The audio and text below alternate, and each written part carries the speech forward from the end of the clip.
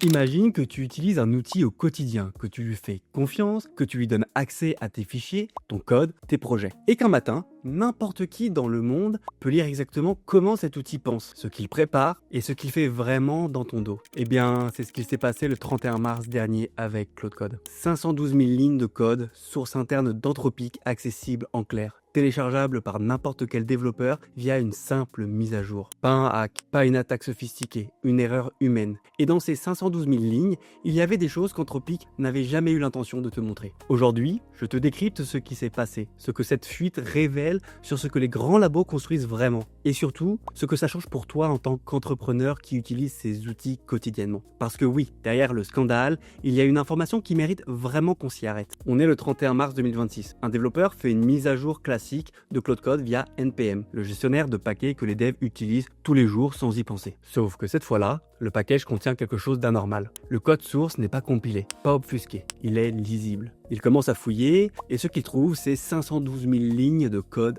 interne d'Anthropic. Les prompts système de Claude Code, les instructions cachées et des fonctionnalités qu'Anthropic n'avait jamais annoncées publiquement. La communauté s'emballe en quelques heures, des dizaines de développeurs décortiquent tout, partagent leurs découvertes sur X, les forums s'enflamment bien évidemment. Anthropic sort un communiqué officiel assez rapidement. En effet, c'est une erreur humaine. Il retire les fichiers concernés. Sauf que tu le sais, Internet n'oublie pas. Le code est déjà copié partout et quelqu'un crée Clocode, une réécriture propre basée sur la fuite, qui devient en quelques jours l'un des dépôts les plus forqués de l'histoire récente de GitHub. Voilà pour les faits. Maintenant, ce qui m'intéresse, ce n'est pas la fuite en elle-même, c'est ce qu'il y avait dedans. Dans ce code, les développeurs ont trouvé plusieurs fonctionnalités jamais annoncées. Mais la plus intéressante, de loin, s'appelle Kairos. Aujourd'hui, Claude Code, c'est un outil que tu ouvres dans ton terminal quand tu en as besoin. Tu lui donnes une tâche, il exécute, puis tu le fermes. C'est un assistant qui attend qu'on lui parle. Kairos, c'est une version radicalement différente. Claude Code ne serait plus un outil passif. Il deviendrait un agent qui tourne en arrière-plan, en continu, sans que tu aies besoin de lui demander quoi que ce soit. Concrètement, d'après ce que le code décrit, il se connecte tout seul à ton GitHub, il surveille tes dépôts, il analyse tes sessions de travail le soir pour consolider ce qu'il a appris. Il maintient un journal quotidien de ses propres actions et il peut initier des tâches pendant que tu dors. Il y a même un système de auto-dream, une sorte de phase de consolidation nocturne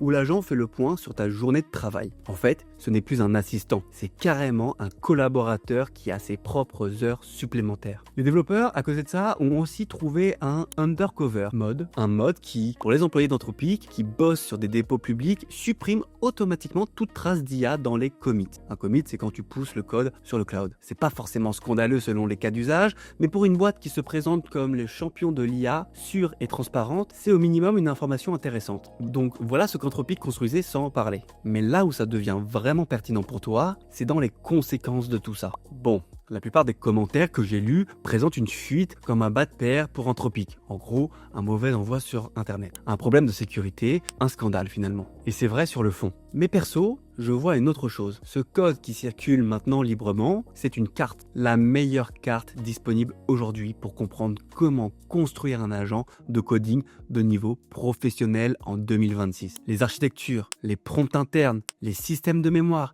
les mécanismes de persistance, tout est là, lisible et analysable. Et ça va accélérer la concurrence de façon massive, je te le promets. Des équipes vont s'en inspirer pour construire des alternatives à Claude Code. Certaines open source, certaines intégrées dans des outils comme Cursor, Windsurf ou d'autres qu'on ne connaît même pas encore. Et cette compétition accrue va faire une seule chose sur le marché, faire baisser les prix. Aujourd'hui, Claude Code te coûte de l'argent à l'usage via l'API d'Anthropic quand tu envoies des prompts et que tu appelles les services de Claude Code. Mais si des alternatives solides émergent, notamment basées sur des modèles open source comme Gemma4 qui vient de sortir cette semaine même, les coûts vont s'effondrer sur ce type d'usage. Donc pour toi, en tant qu'entrepreneur ou solopreneur qui utilise ces outils au quotidien, c'est une bonne nouvelle concrète. Les outils de coding agentique vont se démocratiser bien plus vite que prévu. Et ce qui coûte 100 € par mois aujourd'hui en API pourrait coûter seulement 10 € dans 18 mois si la dynamique concurrentielle s'accélère comme je le pense. Et donc, ce Kairos, cet agent proactif qui bosse pendant que tu dors, ça va devenir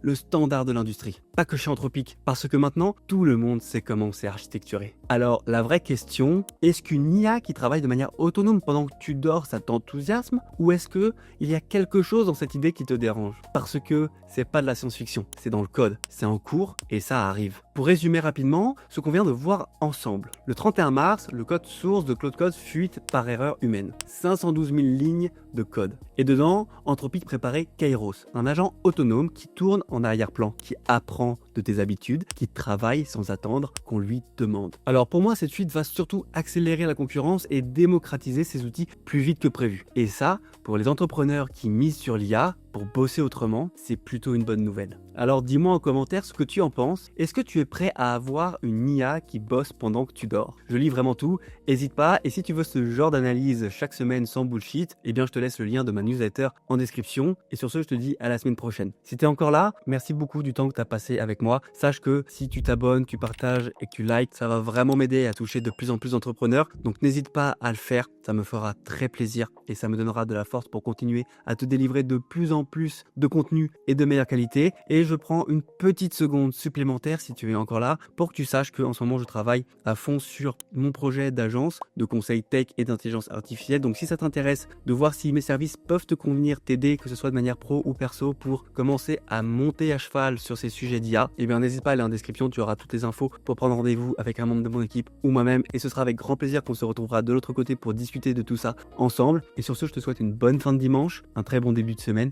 et à très vite. Ciao.